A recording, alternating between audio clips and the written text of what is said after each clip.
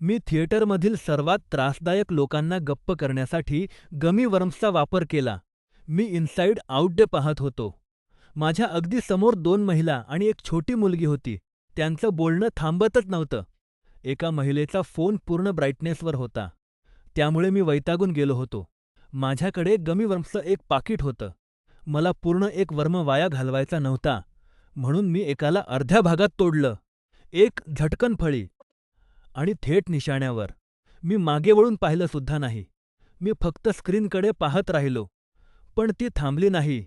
मग मी पुन्हा तेच केलं. अजून एक अर्धा वर्म अगदी अचूक ठिकाणी. बस झालं तेवढंच. ती भडकली. "बस करा." ती ओरडली. ती तिच्या मैत्रिणींकडे वळली आणि ओरडली, "हा माझ्यावर गमी वर्म्स फेकत आहे." त्या सर्व मागे वळल्या.